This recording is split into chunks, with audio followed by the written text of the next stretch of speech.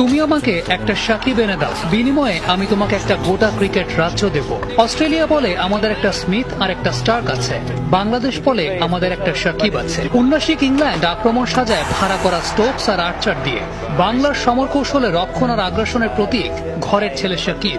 গোটা বাংলা থেকে যা বেরিয়েছে একটাই, ভুল।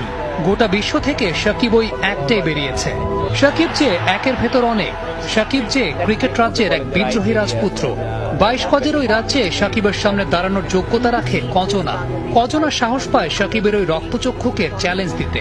বনবাসে যাওয়ার আগে কে পেরেছে সাকিবের রাজ্যে হানা দিতে? কজনের সামর্থ্য হয়েছে গত এক দশকে রঙিন পোশাকে সাকিবকে ছুঁয়ে দেখতে? কেউই পারেনি, কারো সামর্থ্য হয়নি, কারণ সুপারহিরোরা সাধারণের কাতারে নামে না।